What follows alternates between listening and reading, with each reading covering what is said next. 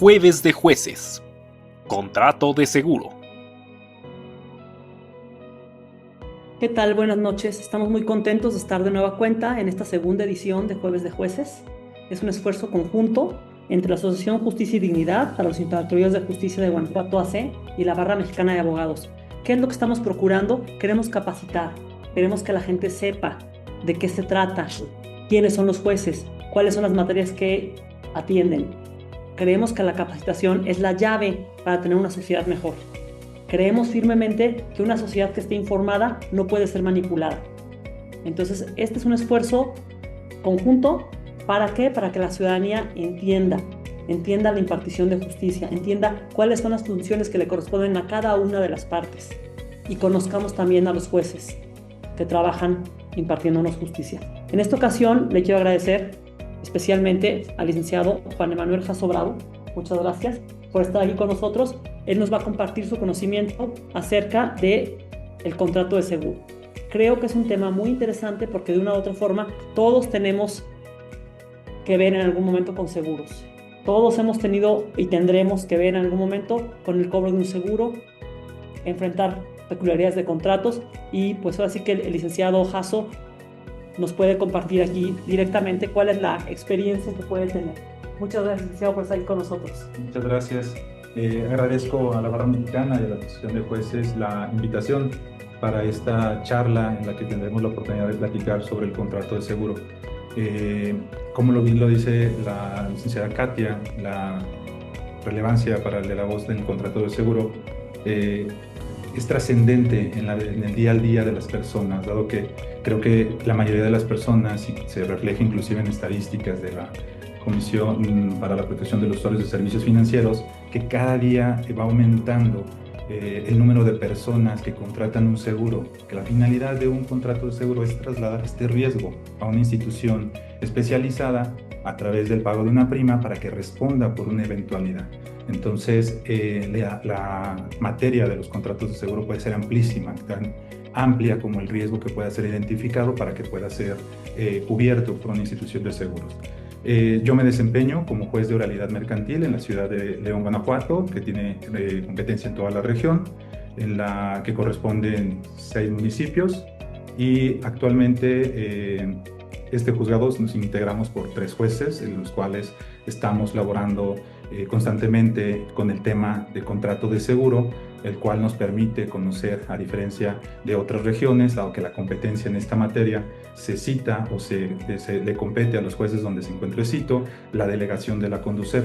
Por eso, en el estado, los jueces que mayoritariamente conocemos de los contratos de seguro somos los de la región de León, dado que aquí en León, Guanajuato, se encuentra la sede de la Conducef. Bueno, inicio directamente. Adelante, por favor. Muy bien, perfecto. No sé si quisiera hacernos primero una presentación de quién es el juez Juan Emanuel Jasso Bravo, cuál es su trayectoria. Muchas gracias. Bueno, como les decía, mi nombre es Emanuel Jasso. Soy egresado de la Universidad de La Salle Bajío en la licenciatura de Derecho. Cuento con estudios de maestría en Derecho Procesal Judicial por la Escuela de Estudios e Investigación del Poder Judicial del Estado de Guanajuato. Pertenezco al Poder Judicial en carrera judicial. Me he desempeñado como actuario, secretario y actualmente en las funciones de juez de oralidad mercantil. En funciones de juez desde el año 2020 a la fecha. Entonces, continuaremos. Adelante, por favor. Muchas gracias. Aquí. Bueno, como un tema introductorio me gustaría platicar sobre unos aspectos muy generales sobre el contrato de seguro. Un tema, cómo podemos entender el contrato de seguro como una definición del mismo, como este acuerdo de voluntades donde una persona física o moral traslada las consecuencias económicas de una eventualidad futura e incierta a una persona moral debidamente autorizada por la autoridad competente, que será la Comisión Nacional de Seguros y Fianzas, para que pueda operar en garantizar riesgos, siempre y esto a través del pago de una prima. En esta definición encontramos un tema muy relevante, que es el riesgo. Como lo comentábamos al inicio de la plática, este riesgo puede ser cualquier amenaza de un daño que no sabemos si se convertirá o se actualizará en realidad, pero que probablemente ante esta eventualidad surge la necesidad de proteger el patrimonio. Generalmente los contratos de seguro más habituales son los contratos de daños. donde aseguramos un vehículo, donde aseguramos la mercancía de una empresa, un inmueble, pero también están los seguros de personas, donde se garantiza la eventualidad económica ante la actualización de un padecimiento, para trasladar entonces a la institución de seguros los costos de la atención médica de este padecimiento, y estos comúnmente conocidos como contratos de seguro de gastos médicos. Existen otros contratos de seguro, como los contratos de vida, que trasladan la consecuencia económica estimada de la ausencia de una persona, estableciendo una suma asegurada para la eventualidad del fallecimiento de una persona. Algo importante que se debe tomar en consideración en el tema del contrato de seguro es que este contrato se rige la identificación del riesgo a través de dos reglas importantes: la regla de los grandes números y la probabilidad estadística. ¿Qué tan probable es que se actualice un riesgo? ¿Qué tan factible es que pueda acontecer? Y es un tema importante porque resulta de manera trascendente en la cuantificación de la prima que como contraprestación va a recibir la compañía de seguros. Y tiene muchísima importancia en la identificación del riesgo, porque si la información que se proporciona a la institución de seguros para la calificación del mismo no es precisa, clara o concreta, la calificación puede ser inadecuada. El riesgo no podría ser debidamente amparado en el contrato de seguro. Por eso es sumamente importante, como lo establecen los artículos 7 y 8 de la Ley sobre el Contrato de Seguro, que la persona contratante ponga de conocimiento de la institución de seguros los hechos o las circunstancias en las cuales se va a hacer el aseguramiento. Por ejemplo, en el tema de vehículos es importante identificar el tema del vehículo asegurado, tal vez el modelo, las condiciones, el estado de conservación.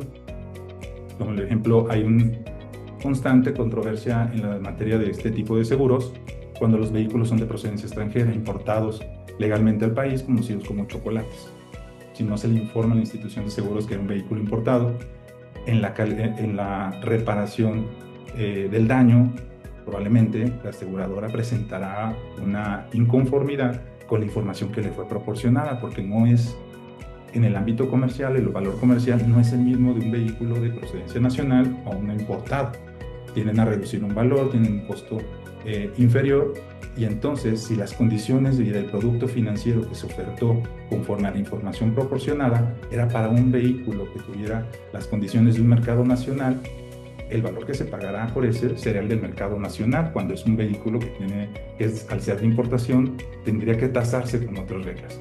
Por eso genera en los tribunales cierta controversia este tema de la identificación del riesgo y la probabilidad de que el vehículo pueda sufrir un siniestro, ya que se ha amparado a través de pérdida total por robo, daños materiales o alguna otra cobertura.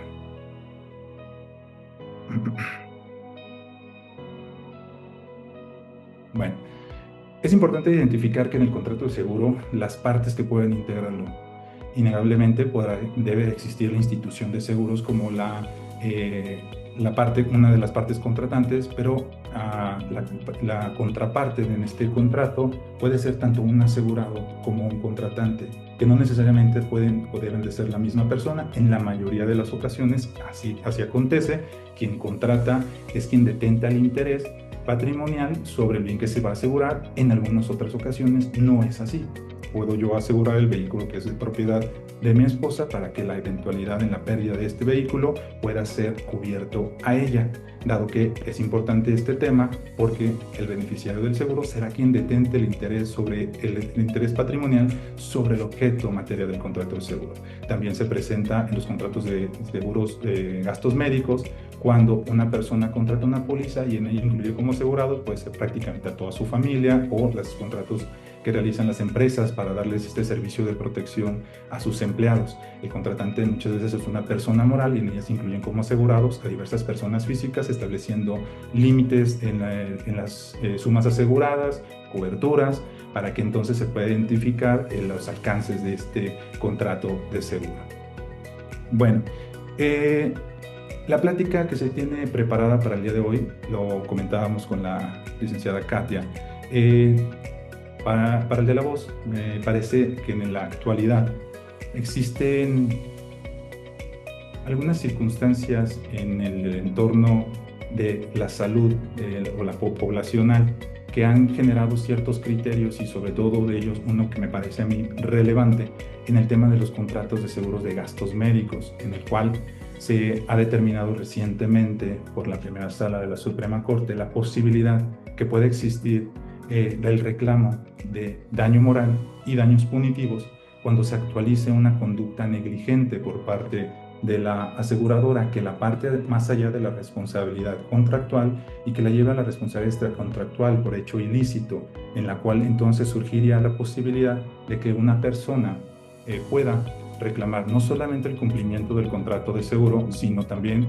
además, la afectación que en su honor, decoro, intimidad haya ocasionado esta conducta ilícita por parte de la institución de seguros y además esta sanción punitiva a las instituciones de seguros por este actuar apartado de las sanas prácticas en las que se encuentran obligados. Entonces, para ello, hay un asunto que fue de análisis por parte de la Corte, en el cual se establece el reclamo de una persona, de una mujer, el cumplimiento de un contrato de seguro que tenía una cobertura especial denominada cáncer mujeres. Cuando se actualiza este riesgo, la persona acude a la institución de seguros y reclama el pago de su suma asegurada, estableciendo que desgraciadamente había actualizado un cáncer cervicouterino y que por entonces era necesario que se le cubriera la suma asegurada de ese padecimiento. Se establecieron las condiciones para acreditar este padecimiento con el expediente médico de la persona. Sin embargo, la institución de seguros estableció la necesidad de que la mujer se sometiera a diversos estudios médicos para corroborar que se había actualizado el riesgo, esto es, que presentaba este padecimiento. Hizo que la persona asegurada proporcionara datos íntimos como relacionados evidentemente con este tipo de padecimientos, no solo a las personas que trabajaban en la institución de seguros, sino un despacho externo contratado para la identificación y actualización del riesgo.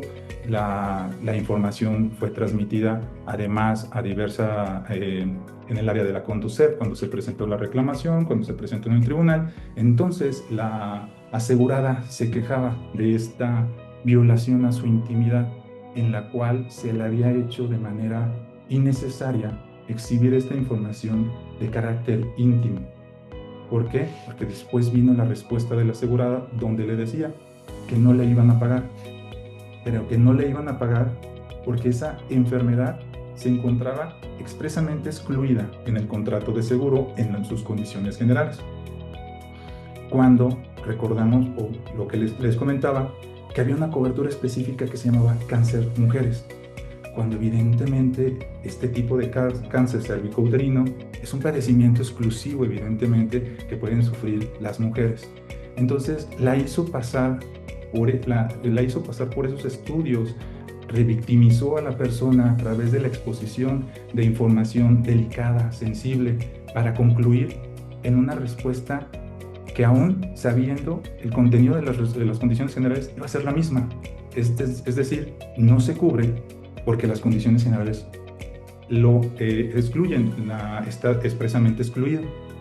Pero en el proceso, cuando acude esta persona al juzgado de oralidad mercantil, esto fue en otro estado, la juez del conocimiento condena a la institución de seguros porque al comparecer al proceso y seguidas sus etapas, la institución de seguros no llevó las condiciones generales, simplemente no las dejó de llevar.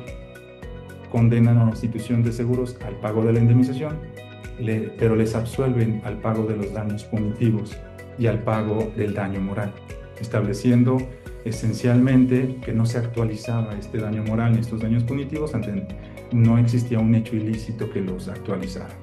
Inconforme con esta decisión, la persona acudió a un tribunal colegiado que esencialmente negó el amparo. Solo hay una particularidad que la persona en primera instancia había llamado tanto a la aseguradora como a una institución bancaria con la que se encontraba ligada, y en primera instancia habían condenado a la mujer a pagar los gastos y costas de la institución bancaria porque había sido absuelta por falta de legitimación.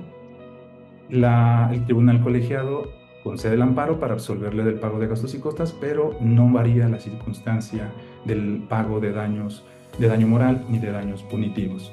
Entonces, para abordar este planteamiento, la Corte estableció 4 puntos de análisis: la justa indemnización como una forma de reparación integral del daño, juzgar con perspectiva de género, analizar los derechos de las personas consumidoras de servicios financieros, así también analizar la procedencia de daños punitivos.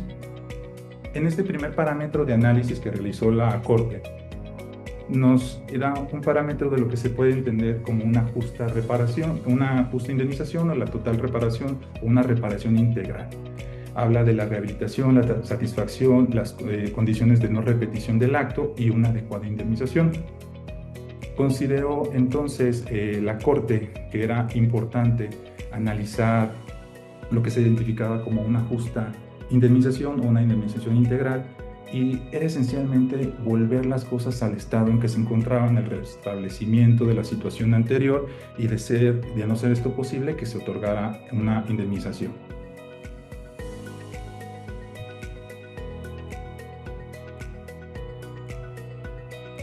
Parte de lo que señalaba en sus consideraciones el tribunal colegiado para negar el tema del daño moral y el daño punitivo era, o señalaba, que no quedaba debidamente acreditado el daño moral. ¿Por qué? Señalaba que el padecimiento que sufrió la persona era quien la ponía a ella en este estado de aflicción, en este estado de sufrimiento, pero que propiamente la actividad de la aseguradora no era una actividad que hubiera agravado esta circunstancia ni que lo hubiera puesto en ella, sino establecía esencialmente que es un hecho lamentable, evidentemente, el padecer una enfermedad de este tipo, que conforme a las estadísticas en nuestro país es la segunda causa de muerte en mujeres. Entonces, el tribunal colegiado considera que no era por sí la respuesta de la institución de seguros lo que causaba esta afectación, sino el padecimiento en sí mismo. Fue analizado esencialmente si era cierto la posibilidad de que una obligación contractual pudiera generar esta responsabilidad de daño moral, pero la Corte analiza este tema en el caso en concreto, para establecer que cuando la institución de seguros se aparta de los lineamientos para su operación, puede generar una responsabilidad extracontractual, aun y cuando el origen de la controversia sea un contrato. En este caso se analizó por la Corte la posibilidad de que se actualizara este daño moral, tomando en consideración las obligaciones y lineamientos que establece la Ley de Instituciones de Seguros y Fianzas en la operación de este tipo de productos. En términos de lo que establece el artículo 200 de esta ley, existen obligaciones específicas en la operación de este tipo de contratos. Se establece la obligación de actuar con los lineamientos o estándares más altos en la procuración del cumplimiento de sus obligaciones, atender de manera satisfactoria y conforme a las condiciones que se hubieran pactado las reclamaciones que sean presentadas a la institución de seguros. Además, en esta ley se contiene también la obligación de tener un gobierno corporativo en las instituciones de seguros que tengan o den este seguimiento a todas estas prácticas, que se ajusten a la legislación aplicable, para que entonces evitar que a través de sus actos, tomando en consideración que las instituciones de seguros prestan en este ramo de salud, relacionado con el derecho al mismo. Muchas personas, desgraciadamente, ante la situación de los servicios públicos de salud, optamos por tener un contrato de seguro de gastos médicos para tratar de evitar pasar o sufrir necesariamente por una atención que es más tardada, que en ocasiones no hay la atención o que la atención es muy lenta. En esa perspectiva se genera se genera la expectativa de un derecho de que vas a ser atendido, o que la consecuencia económica de tu atención no la vas a sufrir, que no vas a tener que pasar por este calvario de ir a una institución pública, de que se tarde hacer un diagnóstico, sino que a través de una atención privada pueda ser ágil. Entonces, se encuentra vinculado con el derecho a la salud protegido constitucionalmente. Por lo tanto, era importante analizar si esta violación a los parámetros de actuación que tienen que seguir las instituciones de seguro trascendía en este derecho humano. Entonces, en el caso en concreto se analizó por parte de la Corte la postura que fue asumida por la institución de seguros, estableciendo primero si las condiciones generales fueron debidamente comunicadas a la persona para poder establecer si entonces estas condiciones eran aplicables y obligatorias. Recordemos que también en esta materia del contrato de seguros, allá por el año del 2020, se emitió también un criterio muy importante en el cual se estableció que que para que las condiciones de un contrato de seguro fueran aplicables a una persona y pudiera afectarse por la expectativa del derecho que tenía una indemnización, tendría que habérsele comunicado de manera efectiva y fehaciente el contenido de esas condiciones generales, y que no solo basta que en contratos de seguro, en las carátulas de las pólizas que se nos... Quiero lo de Fernanda, me volvió a hablar para decirme que se iba a las condiciones generales, o que las condiciones generales se encuentran a su disposición en tal página. Pues esto, aun y cuando se traslada en la posibilidad de que la información esté ahí, no se traslada en que fueron entregadas.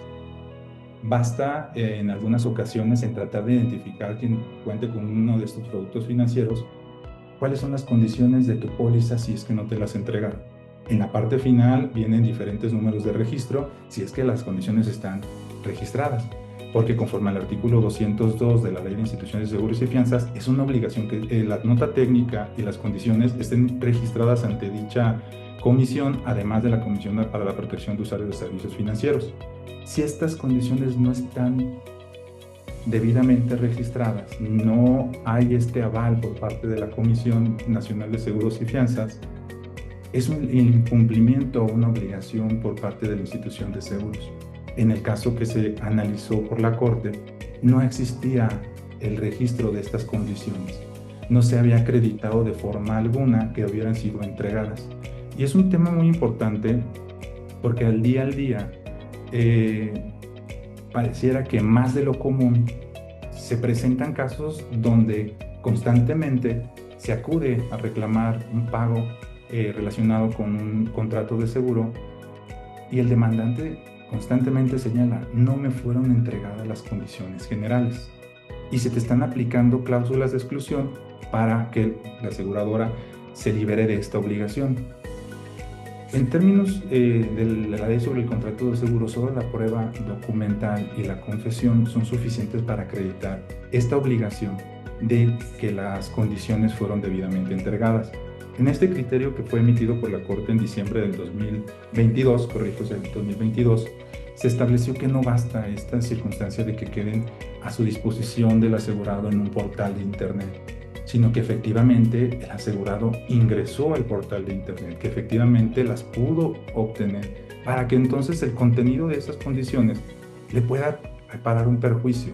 Si el aseguramiento tenía una limitante, porque la aseguradora solo tendrá que pagar conforme a las condiciones generales el riesgo que se haya calificado, no más, no menos. Y esta circunstancia de que sean debidamente conocidas es sumamente importante, porque constantemente, analizando los escritos que tenemos para resolver, podemos identificar que el asegurado se da cuenta de las condiciones hasta que fue a su reclamación en la Conducef, donde la institución de seguro le está presentando una negativa en el pago y le está señalando: pues conforme a estas condiciones que te las hallega. Y entonces el asegurado, al traer las copias de la Conducef, la aseguradora dice: ya las conocía. Pero no se deben de conocer antes de instar, se deben de conocer antes de la actualización del riesgo. Lo ideal es que se conozcan al momento de la contratación, porque una característica muy particular de los contratos de seguro es esta que se denomina excelentísima buena fe. Es esta buena fe más allá de lo común, donde la institución de seguros acepta el riesgo conforme a la información que le es proporcionada. Excepcionalmente, podrá pedir alguna confirmación de la información que se le proporciona, pero las personas que hayan tenido la oportunidad de contratar un contrato de seguros médicos podrá identificar que cuando se hace la contratación te entregan un cuestionario médico al que se refiere el artículo 8 de la ley sobre el contrato de seguro, donde vas expresando la información que se te está cuestionando. Es decir, has tenido un padecimiento relacionado con hipertensión, con diabetes mellitus, enfermedades que la institución de seguros califica que son de trascendencia que deben de ser informadas, tomando en consideración esta información de las estadísticas y los grandes números, cuáles son las enfermedades más comunes, porque es importante cuestionar cierta información a las personas que están haciendo una propuesta sobre un contrato de seguro para que entonces se pueda delimitar el riesgo. No es lo mismo asegurar a una persona de 18 años en estado o condición saludable, delgado o sin antecedentes de enfermedades crónico-degenerativas, asegurar a una persona que sí tenga una condición así. No es un tema de discriminación, sino es un tema de identificación del riesgo. Será mucho más probable que una persona con un antecedente genealógico de algún tipo de enfermedad que pueda ser transmisible por el tema genético, va a presentar, es muy más probable que presente, y entonces esta estadística, esta probabilidad se puede actualizar, y entonces la identificación del parámetro, la contraprestación, que es la prima, debe de aumentar.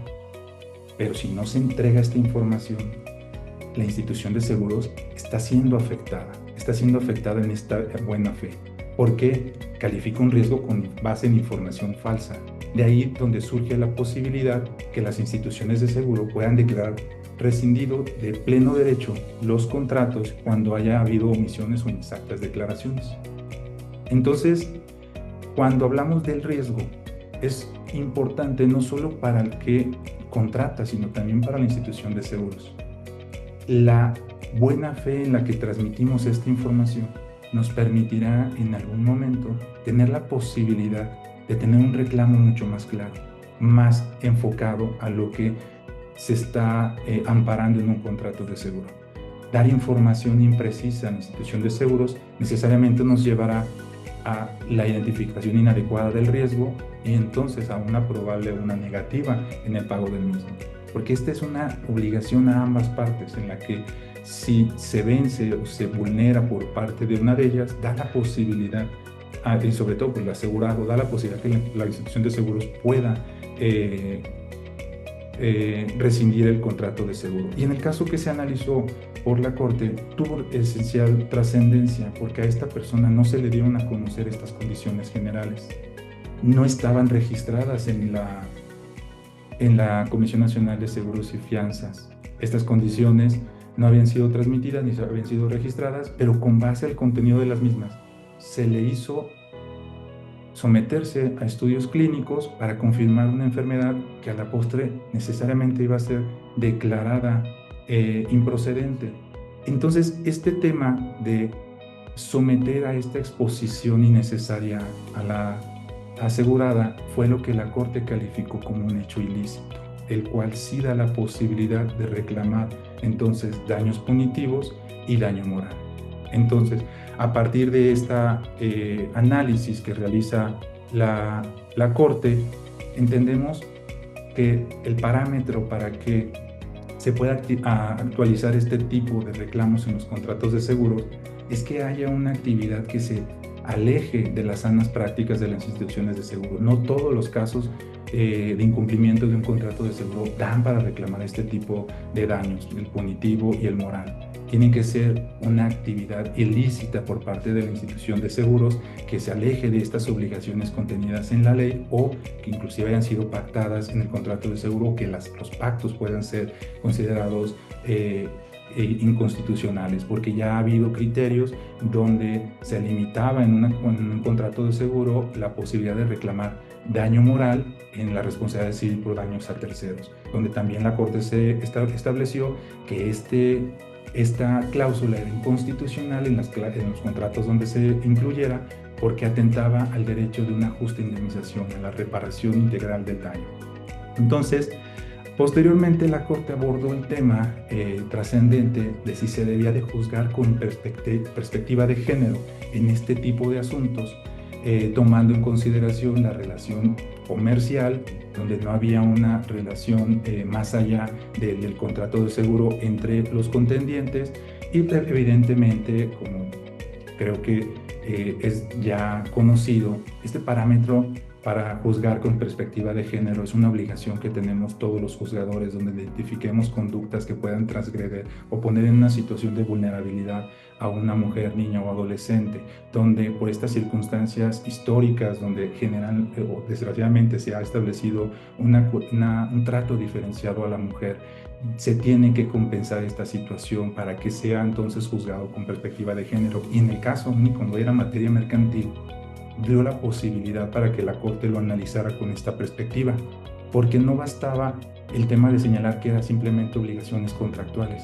No, el tema era que una mujer se vio victimizada o revictimizada para ser sometida a la exposición de información íntima, para que a la postre no existiera una posibilidad, un derecho, porque la institución de seguros conocía plenamente el contenido de sus condiciones.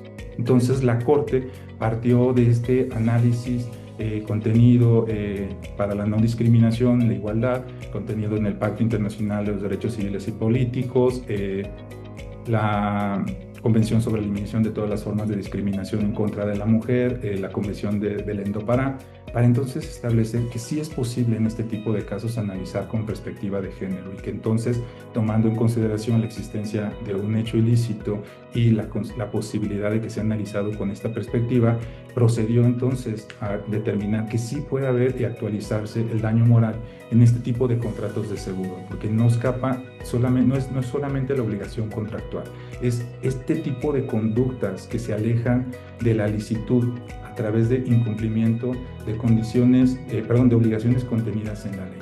¿Por qué las instituciones de seguros deben de actuar con este margen tan estricto, tan marcado?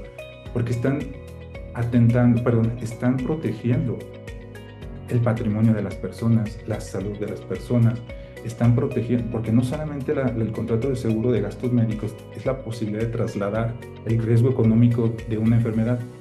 Hemos visto o se ve en algunas pólizas que ofertan una red de médicos para que puedan ser atendidos estos médicos de convenio. Entonces las personas sienten esta expectativa y dicen, pues voy con el médico del convenio porque la aseguradora ya lo tiene registrado, mi trámite va a ser más ágil, mi pago va a ser más rápido, o el pago va a ser inclusive directo.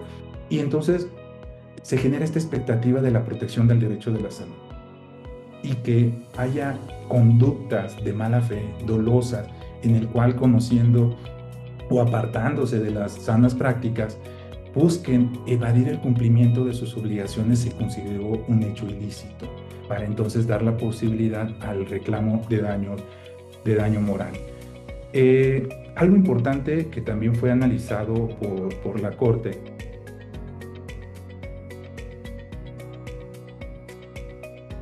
son los derechos de las personas consumidoras de servicios financieros. Se debe tomar en consideración que el contrato de seguro, evidentemente, se trata de un contrato financiero, tiene la intención de trasladar este riesgo económico y proteger el patrimonio de las personas.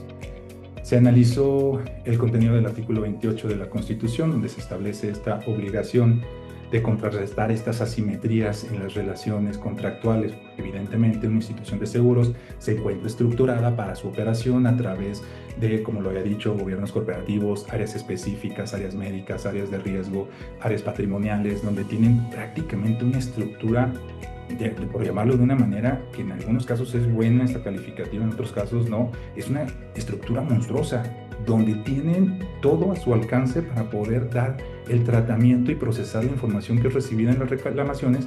Y si utiliza esa estructura enorme, robusta, para hacer y dar cumplimiento a sus obligaciones, es completamente en beneficio de las personas que son los asegurados. Pero cuando esta estructura se utiliza para evadir el cumplimiento de sus obligaciones, surge una asimetría, surge una desigualdad en la relación contractual. El asegurado no se encontrará en las mismas condiciones que la institución de seguros para poder probar o acreditar una circunstancia, para poder establecer inclusive las condiciones del contrato de seguro. Son contratos esencialmente de adhesión, por eso se tienen que estar registrados tanto en la Conducef como en la Comisión Nacional de Seguros y Fianzas. La posibilidad de modificar un contrato de seguro en su contratación es prácticamente nula. Se pueden agregar endosos donde circunstancias muy específicas son atenuadas o agravadas para la protección maximizar o minorizar el riesgo que se está amparando. Pero no van a modificar, no se va a modificar en la mayoría de los casos el contenido de estas condiciones. Habrá contratos de seguro muy específicos que no son contratos que se ofertan al público en general, donde sí haya una redacción muy específica que se integra generalmente, o yo he visto algunos, con los contratos de seguro, que era un contrato de seguro contratado por un sindicato para sus trabajadores. Entonces ahí la fuerza, el del gremio sindical, sí llevó a la aseguradora a tener un piso parejo donde pudieron negociar las condiciones que le iban a aplicar al contrato de seguro. Pero para el día al día, la mayoría de las personas no estamos en esas condiciones.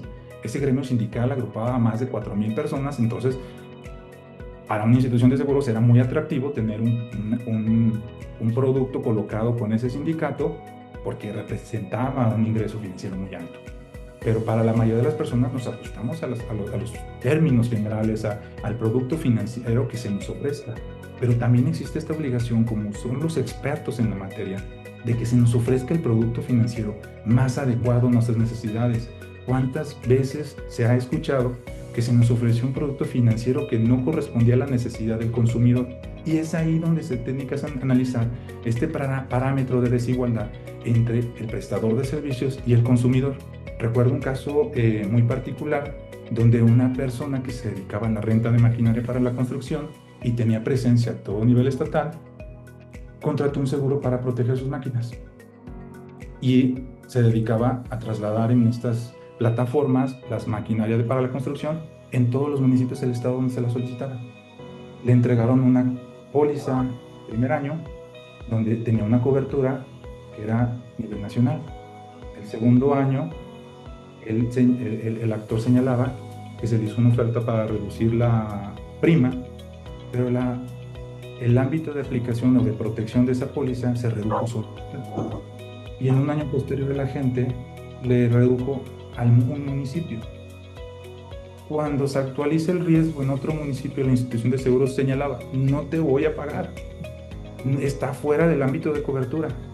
En ese asunto lo trascendente fue analizar cómo, si existía esta solicitud de la modificación o limitación de esta cobertura, en la cual el propio asegurado entendiera los riesgos de no tener esta protección en el país, luego limitarla al estado y luego limitarla a un municipio. Evidentemente en ese asunto se trajo a proceso a la gente que fue quien ofertó esta póliza. Y entonces la información que se proporcionaba y señalaba es que era para reducir costos.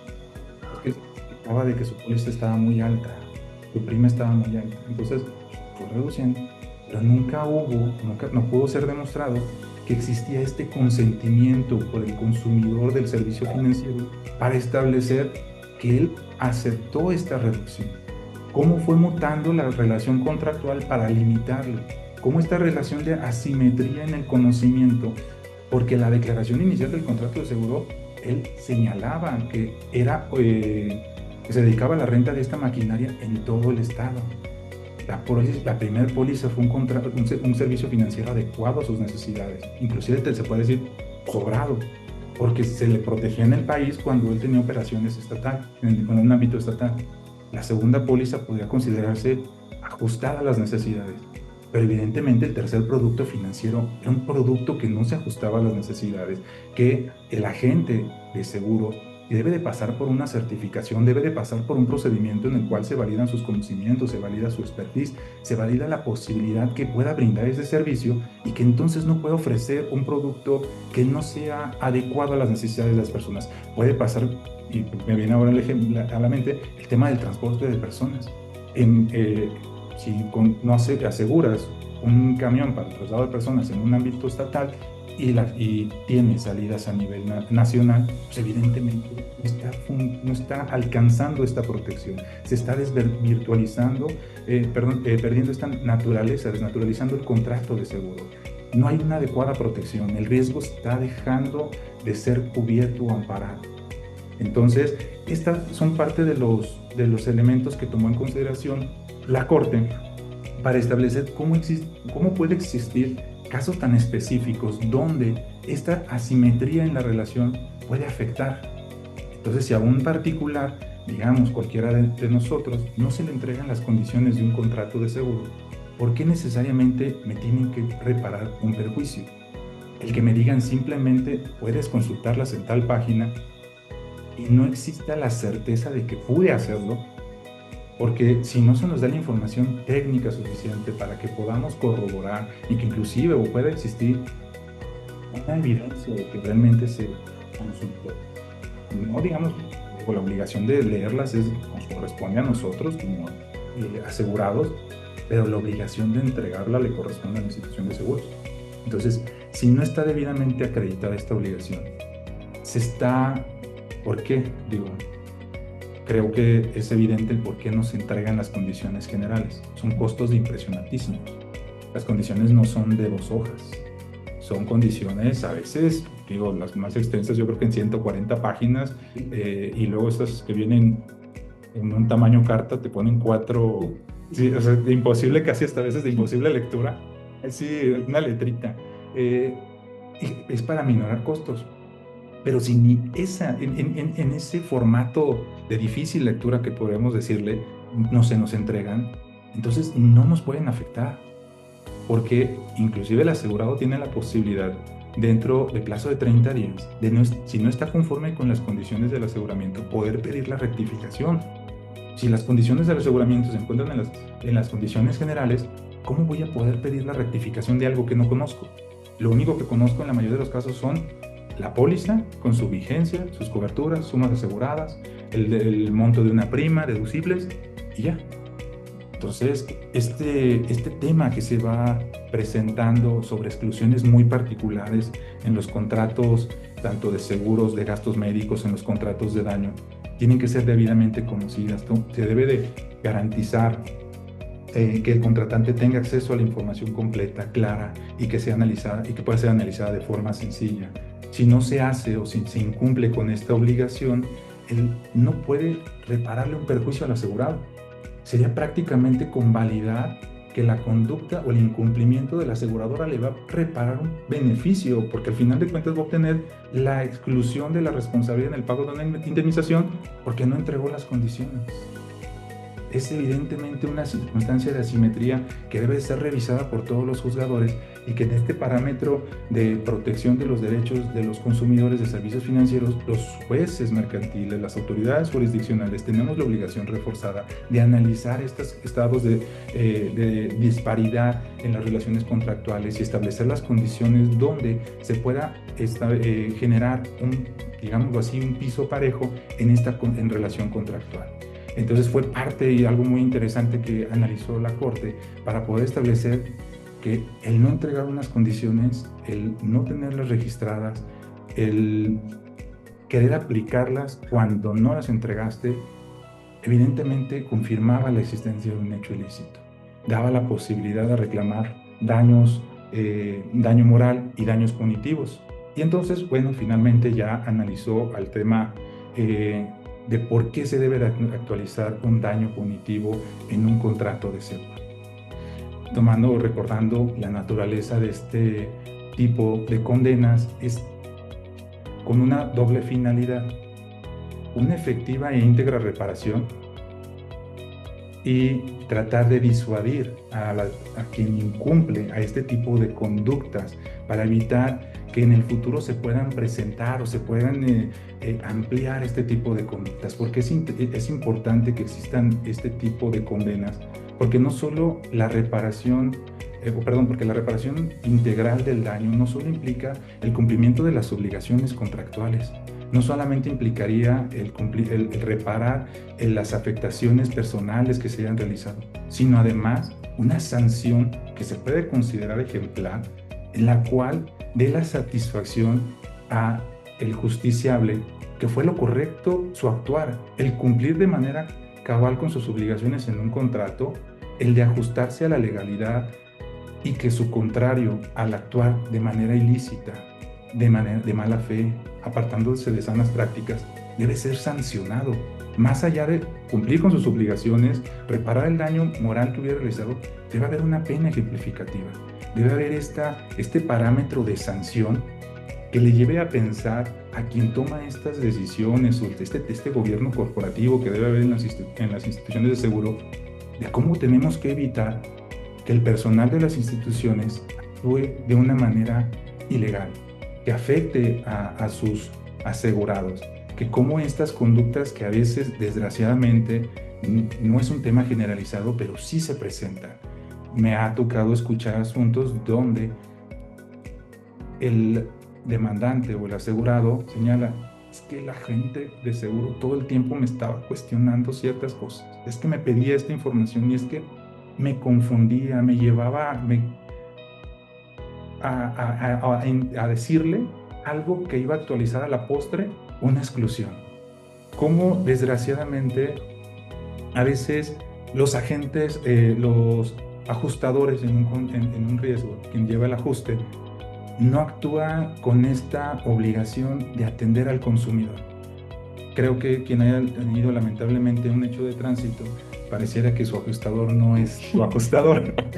Desgraciadamente a veces se presenta y es un tema que la verdad se considera lamentable, porque lo principal lo que podría pasar en uno de estos asuntos o en estos casos cuando se actualiza un riesgo y tienes un siniestro, llevémoslo a un caso de daños, lo que esperas es, cuando hablas a tu aseguradora, recibir una atención integral, recibir el apoyo tanto técnico, jurídico, para la identificación, porque a veces digo, fue un alcance, fue un golpe leve, y el ajustador llega y dice, no fue leve, te dañó la parte inferior del vehículo, te dañó faros, tal vez, te dañó tema de suspensión, cosas que el común de la gente, que no tenemos conscientes mecánicos, no lo vamos a identificar.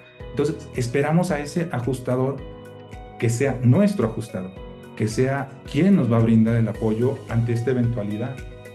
Pero desgraciadamente en algunos casos sí nos ha tocado escuchar testimonios de personas no, es que el ajustador llegó y movió el asiento, llegó y movió el vehículo, para después tomarle fotos y decir que por la posición del vehículo en el que se encontraba se estaban falseando los hechos que ya habíamos declarado. Creo que es una circunstancia lamentable, no pasa en todos los casos, pero pasa, y es algo que como litigantes cuando se presenten este tipo de asuntos se debe identificar este riesgo en el litigio. Se debe identificar a través de una entrevista completa al cliente, en el que se pueda establecer una narrativa completa de quiénes intervinieron o quiénes fueron presenciales del accidente, o quiénes fueron presenciales de la actualización del riesgo, para que se pueda identificar las conductas desde el planteamiento de la litis que se atribuyen, que no se ajustan a estas sanas prácticas, estas conductas temerarias, esas conductas de mala fe, que con dolo buscan obtener una liberación de obligaciones, para que entonces, desde el planteamiento inicial, pueda haber elementos concretos que el juzgador pueda analizar. Día con día recibimos demandas de contratos de seguros y en muchas reclaman daños punitivos y daño moral, pero ya del contenido fáctico de la demanda no se advierte ninguna vinculación, simplemente se narra el incumplimiento de la obligación, pero no va más allá de: se actualizó el riesgo, presenté mi reclamación y me la negaron porque no entregué la factura, o porque no tenía a la disposición la factura, no me aceptaron la carta factura y pedían la factura original, pero ya acuden a demandar daños punitivos y daño moral. ¿Cuál es la conducta que le atribuyes a la institución de seguros que no se ajusta a este deber de actuar con probidad, con responsabilidad y protección hacia el cliente, hacia el asegurado? Debe haber una identificación precisa de esta actuar ilegal, de por qué el ajustador me pidió que anotara yo algo que no había pasado en la declaración del riesgo, porque también se ha escuchado, se ha analizado, donde la persona viene y reclama y dice, es que yo lo anoté así porque él me dijo. Él era el experto, él era quien te estaba apoyando en el momento y te dio información incorrecta que a la postre resultó en la improcedencia del reclamo a apreciación de la institución de seguros. Entonces, hay que identificar esa información, llevándolo a los casos en concretos, uno a uno, donde se va a presentar un reclamo. ¿Por qué es importante? Porque si no, no habrá elementos para que el juez pueda tener este parámetro de analizar dónde está esta asimetría, dónde está esta conducta que se aparta de las obligaciones de actuar de la institución de seguros, dónde está esta afectación que puede trascender en una conducta reiterada o generalizada para el incumplimiento de cierto tipo de obligaciones. ¿Por qué tendría que el juez dar un fallo en daños punitivos para sancionar de manera, como decíamos, ejemplar, evitar que se vuelvan a repetir estas conductas si la conducta no se enuncia y no se prueba? Entonces es importante que tengamos esta información presente para que cuando se haga un reclamo de este tipo pueda haber esta completitud en los hechos, que se puedan establecer cuáles van a ser los elementos, identificar qué es lo que estoy reclamando, cómo voy a justificarlo a través de mi narración de hechos y cómo voy a acreditarlo. Tiene que ir prácticamente esto de la mano. Desgraciadamente, y día con día, a veces nos encontramos con demandas en las que podemos advertir un capítulo de prestaciones muy extenso, muy robusto, donde se reclaman, prácticamente se buscan todas las coberturas de la póliza y están reclamadas todas. Y la narrativa, de hecho, te da para dos o para una. Entonces, viene el requerimiento, complete la demanda, señala esas circunstancias de tiempo, modo y lugar en la que se actualiza el derecho para el reclamo de esta prestación. En algunos casos vienen, reiteran, completan de manera adecuada, en la mayoría pues no. Siempre no, pues que fue por el mismo hecho. Bueno, se tendrá que analizar al momento del dictado de sentencia, pero esto genera, y quisiera ser muy honesto en esto, genera una expectativa en el asegurado, porque cuando va con un abogado y pregunta, va con un abogado y pregunta, ¿cuál es? Yo quiero reclamar mi seguro. Y si se le genera una expectativa mayor, aun y cuando se le dé lo que tiene derecho a recibir en una sentencia, va a haber una inconformidad. El asegurado va a decir, es que a mí me habían dicho que podía reclamar todo esto. Recientemente tengo en trámite un asunto donde se está reclamando la indemnización por la pérdida del vehículo, gastos funerarios. Lamentablemente la persona que conocía falleció, gastos funerarios. Se está reclamando el arrastre y almacenamiento del vehículo. Se está demandando la asistencia jurídica, asistencia legal que contenida en la póliza, pero esta asistencia legal tiene una suma asegurada, un límite máximo de responsabilidad, hasta de 1.200.000, y se reclama todo. Luego vienen y reclaman los gastos médicos del ocupante, lo reclaman en el máximo. El asunto trasciende más o menos de esta manera. La persona conduce su vehículo, en sentido contrario, en carretera otro vehículo lo impacta. La persona sufre lesiones, va a un hospital público, es atendido. Durante su atención y en este contexto de la pandemia, se infecta de COVID y pierde la vida. La reclamación inicial en el contrato fue por daños, por la afectación del choque en el vehículo. En algún momento se entrega una indemnización por el pago del valor del vehículo, pero después la persona se inconforme y dice, no, yo tengo derecho a todo lo demás.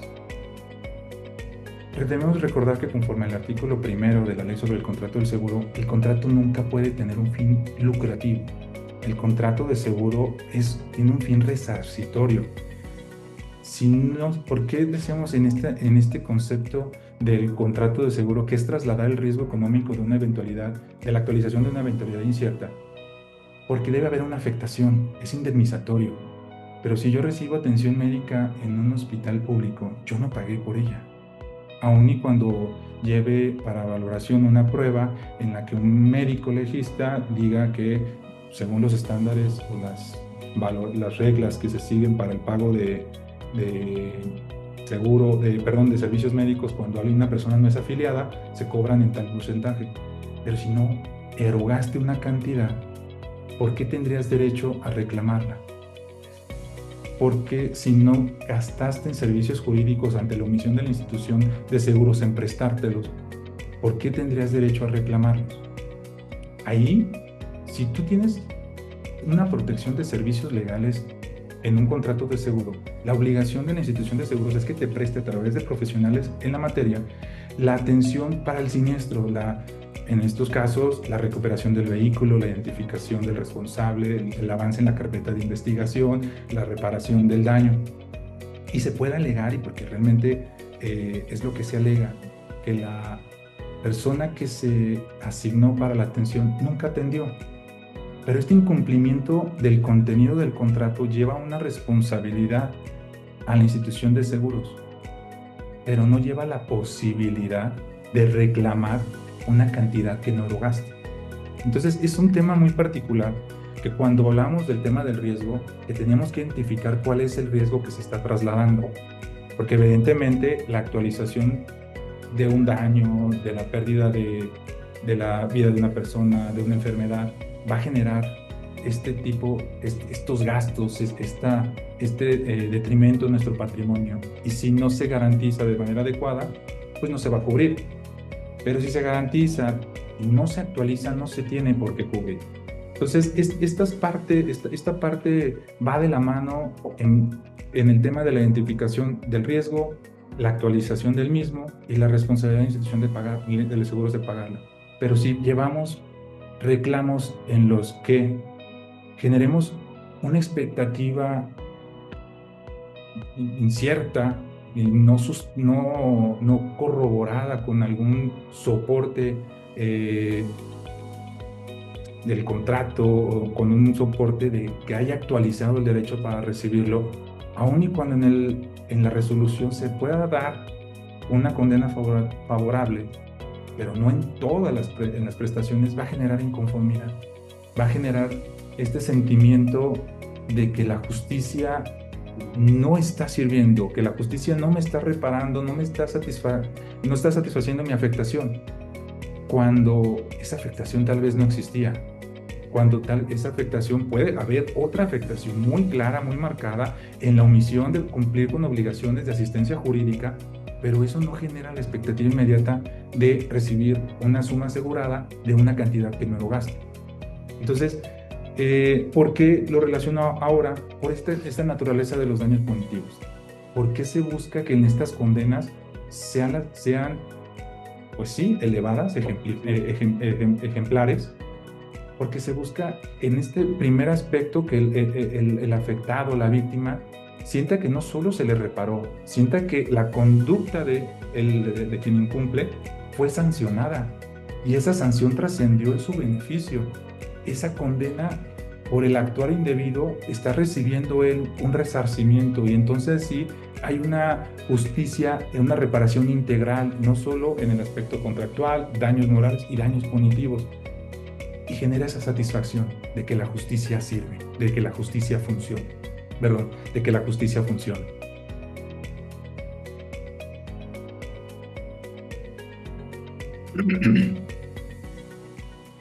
¿Vamos en tiempo?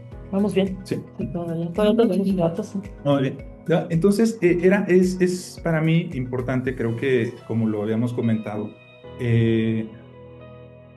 poder transmitir con ustedes que en este tipo de reclamos, si bien es cierto, pareciera no se necesita un conocimiento más allá del general, a mi consideración sí se requiere una preparación muy técnica en el tema del contrato de seguro, porque es un contrato que tiene una ley específica. No recuerdo que haya otro contrato que tenga, no hay una ley del contrato de compraventa. El que compraventa está incluida en el Código Civil. Es el único contrato que tiene una ley específica, el contrato de seguro. Hay condiciones, hay lineamientos muy específicos que debemos de cuidar siempre en todo este tipo de procesos. Las instituciones que lo operan deben estar reguladas y deben de actuar en un parámetro que es supervisado por organizaciones del Estado. ¿Por qué es importante entonces que tengamos una preparación adecuada en este tipo de procesos? Porque es a veces tan técnico, a veces es el contenido de la información que se proporciona en Conducet tan voluminoso que no se llega a veces a procesar la bondad que tiene acudir a esta instancia, a presentar una reclamación en Conducet. A veces pareciera que el comparecer a esta instancia previa solamente tiene como finalidad, pues bueno, agotar una posibilidad. Pero véanlo de esta manera. La postura que asuma la institución de seguros no puede variar en relación a la de la contienda. ¿Por qué?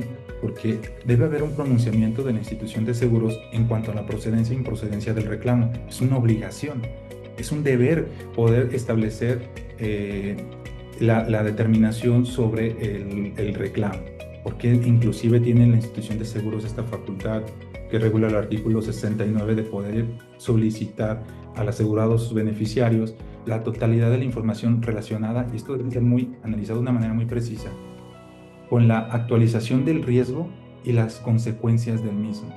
Son los dos elementos que, conforme al artículo 69, se pueden pedir por la institución de seguros. La información necesaria para determinar la actualización del riesgo, por qué pasó, y las consecuencias que causó. Pero en el tema de contratos de seguro de gastos médicos, se advierte por el de la voz que en ocasiones se extralimita en esta facultad. He de contarles un caso también muy triste de una persona que está haciendo pues, unas reparaciones en su casa, sube en una escalera estas de aluminio y cae de una altura considerable. Cuando cae se pega en la cabeza, es un politraumatismo, tiene varios golpes, va al hospital y lamentablemente muere. Y cuando se actualiza el reclamo por la beneficiaria, que era la esposa, la institución de seguros le dice sí, requiero todos los antecedentes patológicos de la persona de 5 o 8 años atrás. Necesitas ir a las instituciones médicas donde era afiliado a que te den expedientes clínicos, a que te den toda la información de cualquier enfermedad que hubiera tenido durante el tiempo de que estuvo vigente el contrato de seguro. En este texto del artículo que les menciono, el 69 de la ley sobre el contrato de seguro, y que me voy a permitir leerlo de manera literal. Permítanme.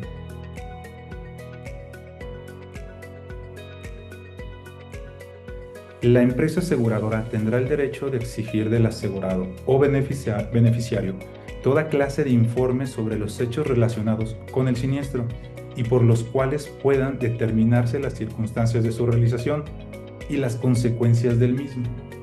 Si una persona sube a una escalera, cae de la misma, pierde la vida a consecuencia de las lesiones provocadas, existe derecho para poder pedir información eran 7 años atrás, porque era el tiempo que tenía la vigencia del contrato de seguros. ¿Existe derecho para pedir esto?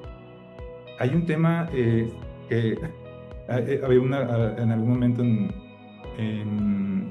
un trabajo de investigación, se analizaba esta teoría de la fruta del árbol envenenado, que es una materia penal. ¿Por qué si obtienes una prueba de forma ilícita, por qué la podrías utilizar para tu beneficio en un proceso? Y desgraciadamente, si a los asegurados les condicionas de, si no me traes esta información, pues no te voy a pagar. Si la persona que tiene la expectativa de recibir esta indemnización no advierte, no tiene este conocimiento jurídico, de decir, pues bueno, voy al IMSS, al ISSSTE, donde haya sido atendido y pido y le llevo toda la información. Y entonces podrían empezar estas pesquisas por parte de la institución de seguros. Ah, mira, y esto es un hecho cierto. no me declaraste que tuviste lumbalgia antes de la contratación del seguro y no te pago. Era un padecimiento preexistente.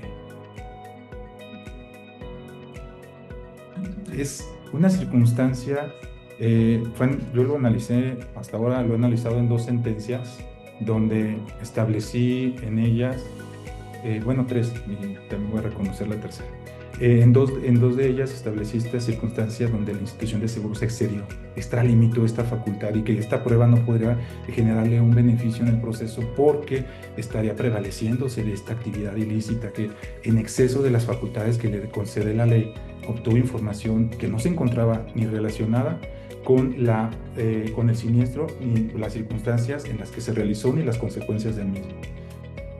Se apartó esta información, se emitió una condena condenatoria en estos 2 y en ellas se confirmó por el tribunal colegiado. Una tercera, donde bajo este mismo parámetro argumentativo se estableció que era excesiva la información, pero se le concedió el amparo al asegurador.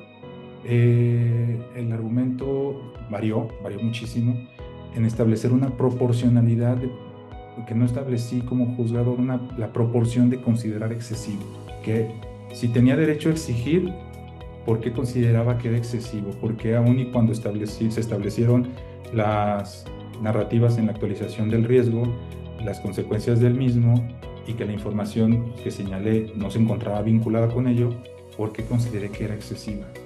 Creo que para mí, en mi análisis, pues resultaba que el pedirle a una persona antecedentes médicos de un padecimiento que no tenía relación con la actualización del riesgo, pues era evidente que se estaba extralimitando.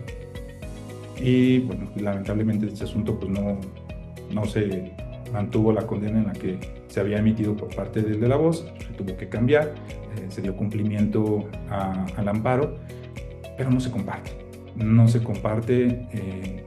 Probablemente puede haber un análisis o algo que deje de percibir, porque es factible el error, somos personas, somos humanos, y en la identificación, en esta valoración que hacemos como juzgadores, debemos de ser o tratar de ser lo más precisos que podemos.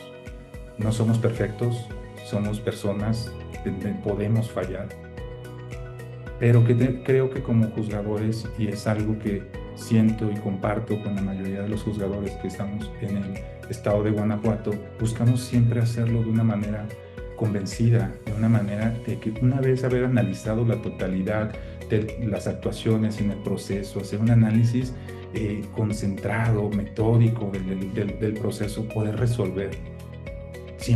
Es probable que exista duda a veces en la resolución porque hay temas que se apartan de la habitualidad y a veces exigen un análisis mayor, exigen un tiempo de estudio más extenso, que en la materia mercantil los plazos son muy rápidos.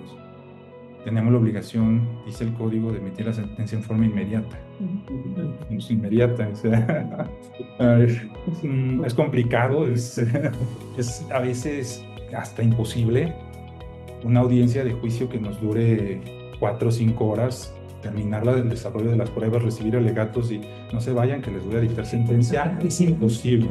Es prácticamente un tema que en concordancia o más en aplicación o interpretación con lo que establece la ley de amparo, esta forma que cuando hablan de la audiencia constitucional de forma inmediata, bueno, pues creo que lo hemos interpretado, pues hacerlo lo más pronto posible. Creo que en el Estado tenemos números que avalan una excelente impartición de justicia. A nivel Estado tenemos un promedio de resolución de nuestros procesos, doctor, 40 días aproximadamente, más o menos. Son información pública que se puede consultar en el portal del Poder Judicial del Estado. El índice de la cantidad de audiencias que llevamos, la duración de nuestras audiencias, cuánto dura una audiencia preliminar en comparación con una de juicio, con una de un dictado de sentencia. Tenemos un estándar un parámetro de medición de nuestras actividades muy amplio. no solamente nos sometemos, al igual que los sistemas de oralidad en el tribunal, a los sistemas de gestión. Nosotros tenemos el sistema de gestión mercantil, como existe el de civil, el de penal, pero nosotros además nos encontramos regulados por la CONAMER, la Comisión Nacional de Mejora Regulatoria, que además tenemos certificación, el Poder Judicial del Estado de Guanajuato, en el sistema de oralidad mercantil, una certificación permanente que nos costó sudor, sangre y lágrimas a los operadores del sistema, a la licenciada Terry, que fue un pilar en este trabajo que se hizo con el consejero Pablo López, en llevar a cabo todas estas tareas de recomendación por parte de la CONAMER para poder establecer un sistema eficiente, la implementación del sistema de oralidad mercantil que fuera un ejemplo a nivel nacional. Por varios años se obtuvo el primer nacional en la implementación a partir de la certificación permanente. Creo que ya no hubo esta medición en qué lugar estamos, pero indudablemente puedo asegurarles que estamos en los primeros lugares a nivel nacional. La materia mercantil es un referente a nivel nacional, nuestro estado es un referente a nivel nacional, porque los números hablan por sí mismos. Los tiempos que tenemos para resolución, el tiempo para llevar a cabo las audiencias son ágiles. Nuestras audiencias tratamos de que sean rápidas, pero no por ello que no se les preste la atención y la debida importancia que corresponde, porque los números son altos y aún así con esos números altos la respuesta es pronta, es completa y espero que se comparta por parte del foro. Creo que es buena. Tenemos muchísimas cosas que mejorar en el sistema de oralidad mercantil. Creo que tiene una proyección y crecimiento importante. Desgraciadamente, cuando los números en materia mercantil aumentan, quiere decir que la economía no va muy bien en el país.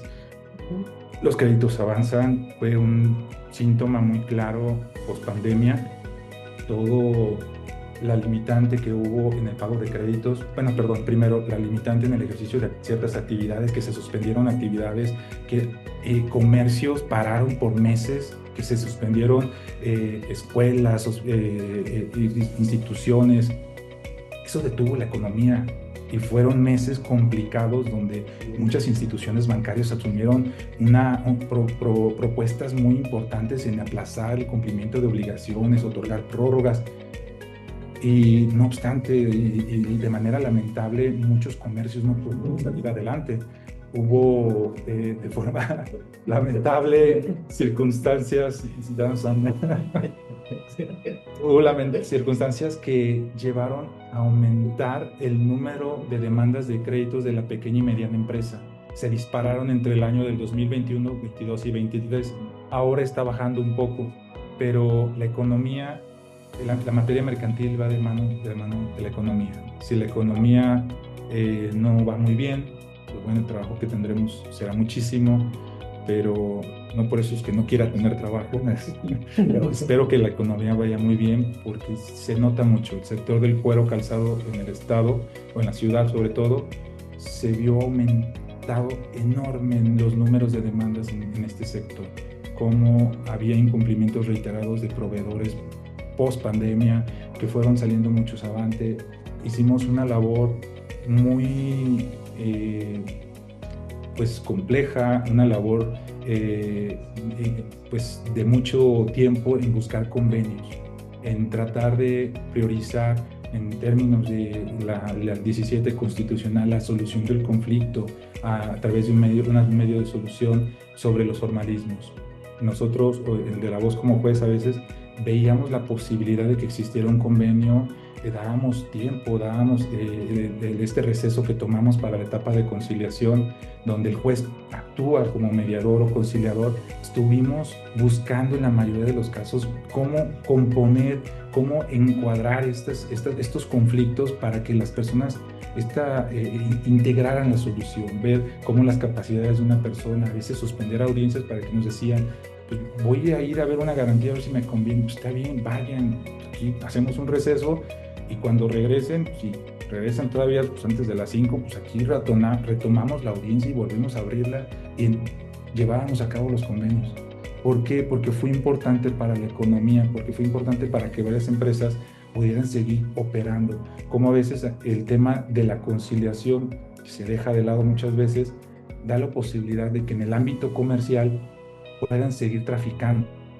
puedan seguir entre proveedor y comprador, seguir en esta mecánica. Hay circunstancias que se escapan de la voluntad de las personas para el cumplimiento de las obligaciones. Digamos, una empresa de producción, si tiene diversos proveedores, si tiene diversos a personas a quien les vende, si se corta este flujo, a veces no es no es la intención o la decisión de la persona que está en medio de dejar de cumplir, a veces viene afectada de otros incumplimientos.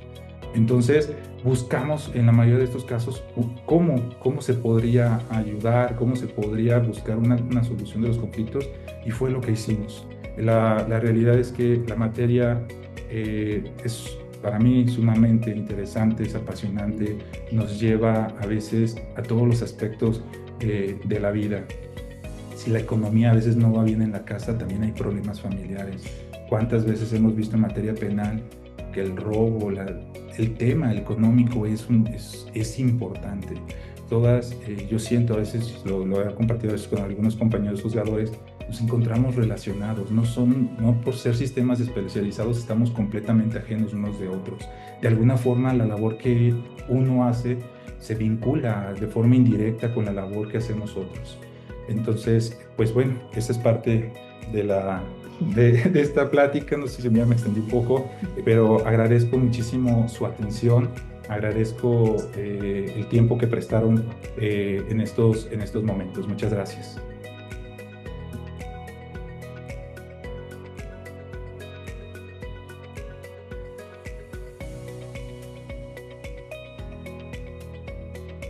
Licenciado Manuel, un agradecimiento muy interesante, muy bien explicado, muy constructivo. Yo quisiera abrir un pequeño espacio de preguntas. Podríamos empezar con los presentes. No sé si alguien tenga una pregunta y vamos alternando los presentes y los virtuales. ¿Alguien aquí, ahora sí que en sede, quisiera hacer una pregunta? ¿Todo está claro? Como les digo, mis alumnos, claro, fue muy confuso. Espero que sea lo primero. Aquí tengo. Quiero preguntarle, felicidades, excelente su ponencia. ¿Cómo cuantificaron el daño moral y los daños cognitivos a la pensadora? Bueno, a la aseguradora. En el contenido de la resolución no se analiza este punto en concreto, sino se deja para que cuando se cumpla el amparo se realice de esta manera. Pero son parámetros muy claros y que sí se establecen dentro del contenido de la resolución. Primero se debe de analizar el grado de afectación de la persona que es la víctima. ¿Cómo afectó el grado? ¿Qué tan lesivo fue? ¿Qué tan trascendente en su intimidad? ¿Qué tan lesivo? Digamos, dejémoslo en este calificativo. Y otro elemento es el grado de participación del causante. ¿Cómo esta conducta fue tan negligente, tan dolosa, o inclusive si pudo haber sido por un tema de culpa, un tema de descuido? ¿Qué tanto intervino en la conducta de quien causó el daño?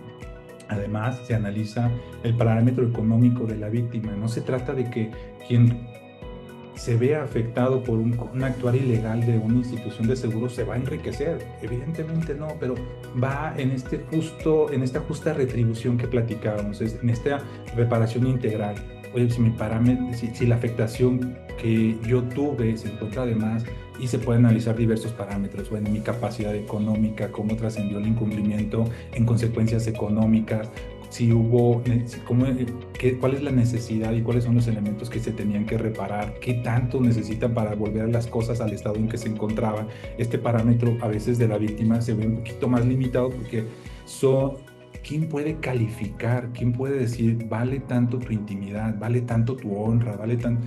Es complicadísimo y es un tema que deja en una condición compleja al juez, compleja en el sentido de no quiero quedarme corto ni quiero irme largo. Es un tema de difícil cuantificación, pero hay elementos y están estos parámetros. El otro parámetro es la capacidad económica del causante. Y conforme al artículo 14.15 de la Ley de Instituciones de Seguros y Fianzas, al igual que los bancos, son de acreditada solvencia. Entonces el parámetro ahí sube. Es una información que cuando a veces cualquier otro tipo de daño se calcula a otro particular, pues, entra un tema más identificable en las personas. Acá en las instituciones de seguro yo creo que también debe de ser así. Digamos, los contratos de seguro están por ramos. El ramo de daños, el ramo de salud y el de vida. Yo, si tuviera que hacerlo, lo que analizaría es la participación de la institución de seguros en el mercado, en el ramo a nivel nacional de ese. Hay estadísticas que emite la Conducef, al igual que en el de los bancos. Por ejemplo, en el tema de captación de recursos, ¿quién es la institución bancaria que capta más? ¿Quién es el que otorga más crédito? ¿Quién es el que otorga más financiamiento a pequeña y mediana empresa? ¿Quién es el que otorga o el que tiene mayor inversión?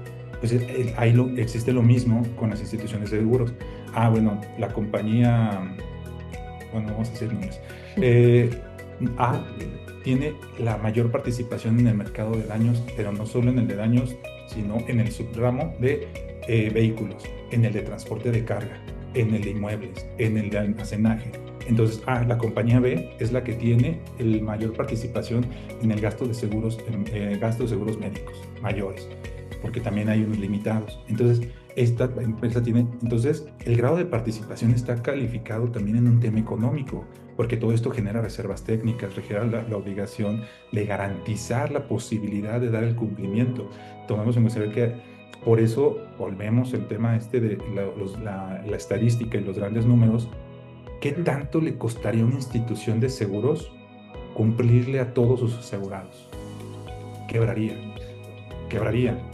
Las obligaciones contenidas en la ley de instituciones de seguros y fianzas les obligan a tener un porcentaje.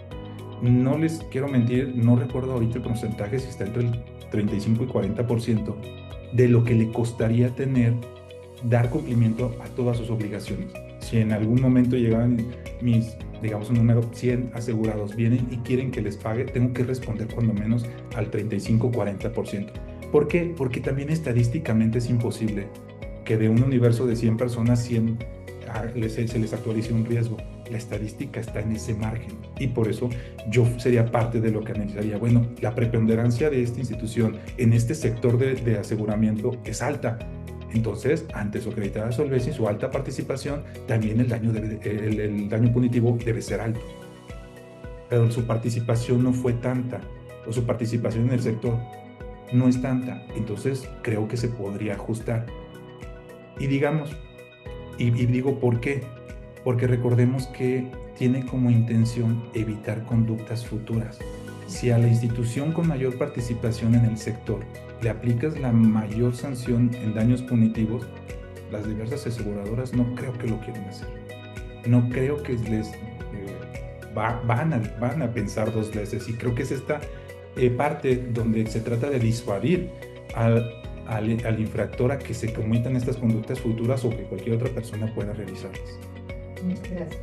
Muchas gracias. Tengo aquí en virtual al licenciado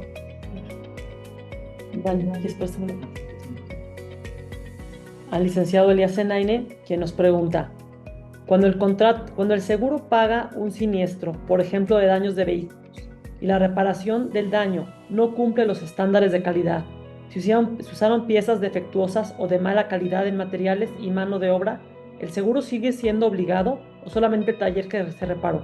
Esto porque si con el pago que el seguro le hace el taller, el seguro queda liberado. Yo consideraría que no, que sigue existiendo. Quien es el obligado en el contrato es precisamente la institución de seguros. Es quien está y quien elige dentro de su cartera de talleres.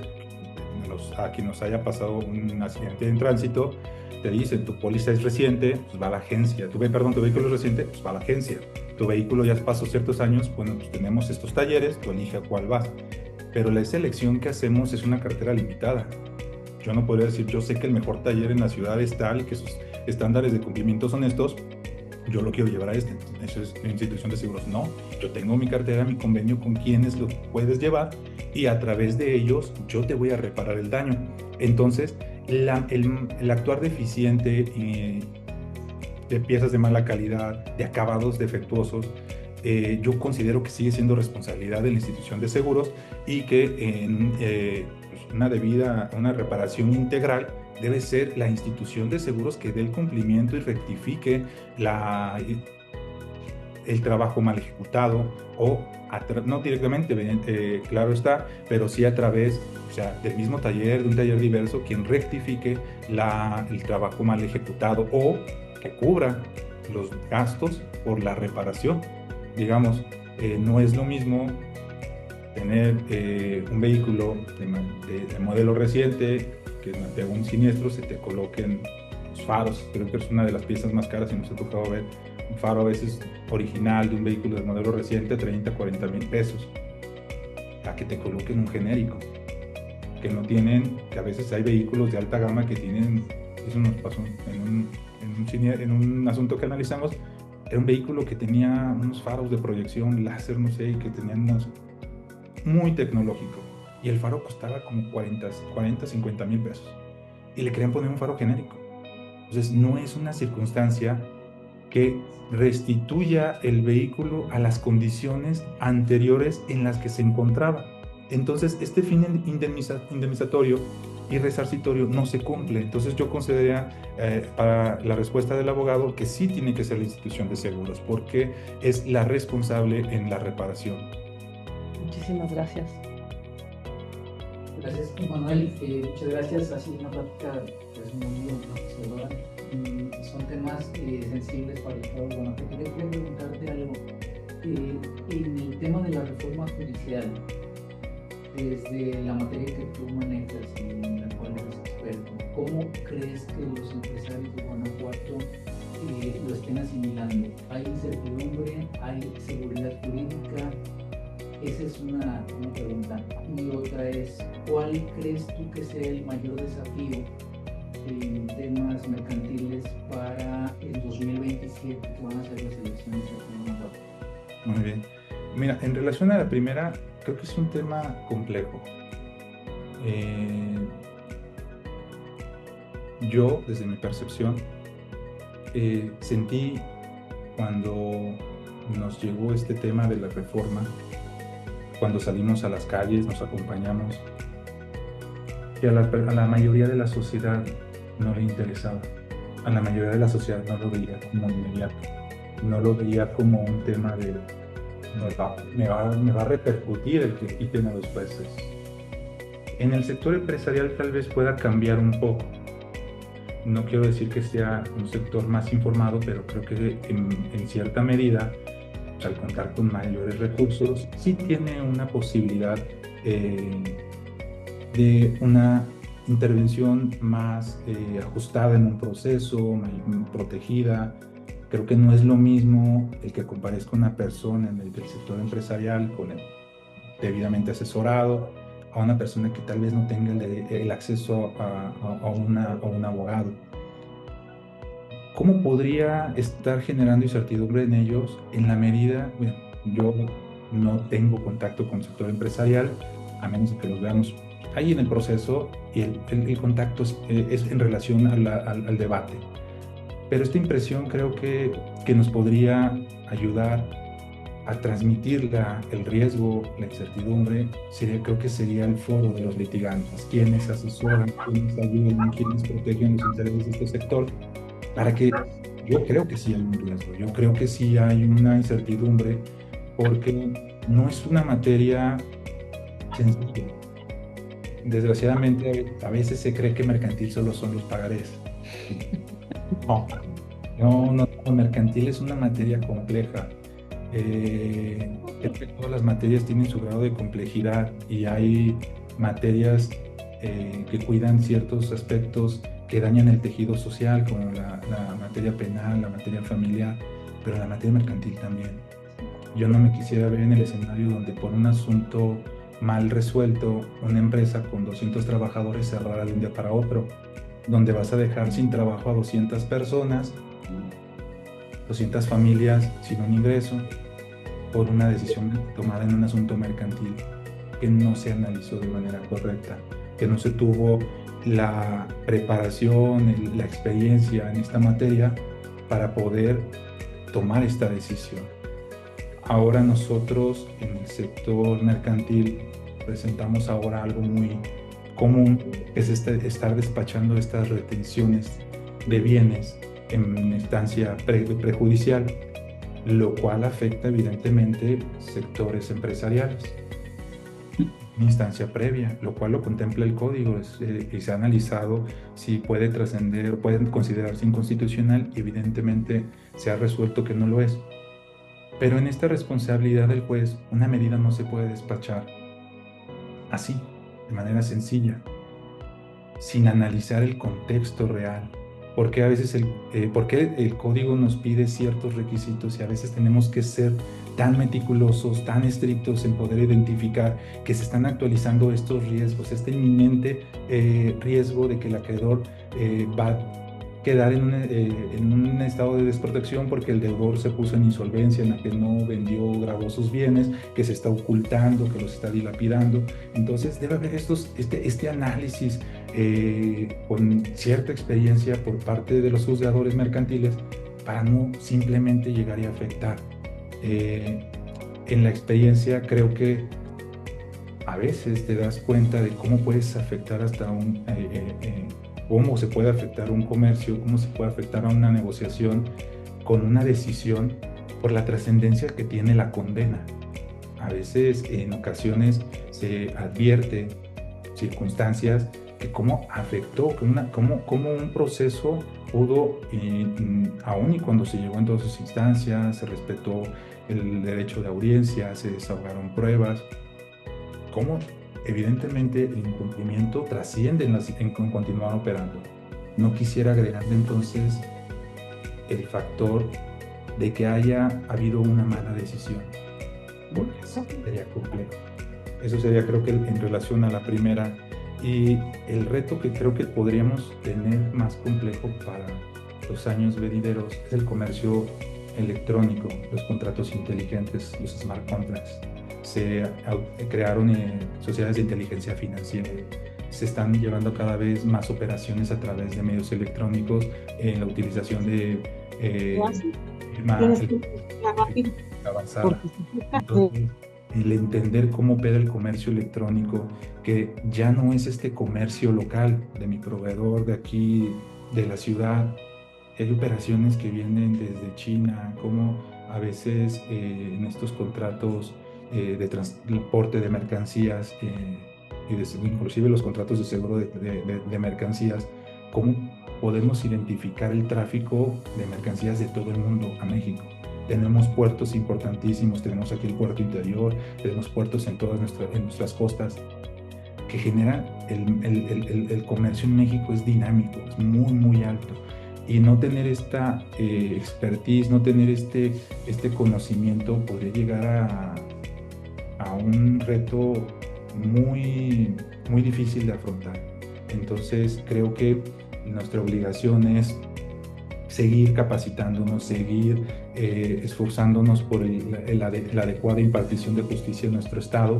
¿Cómo podemos seguir buscando que nuestra intervención como juzgadores genere el mayor beneficio a la sociedad? No solo a veces se quede en el caso en concreto.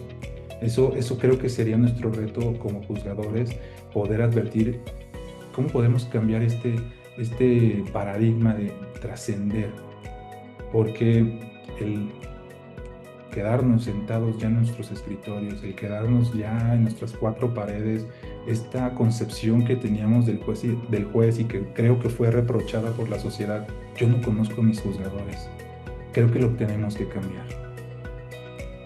Muchas gracias. Primero tengo algunas aquí. La licenciada Claudia Alfaro nos dice: en su experiencia, las instituciones financieras han aceptado que se haga valer el seguro estipulado en sus contratos el fallecimiento de uno de los contratantes o se ha pronunciado alguna sentencia sobre esta situación.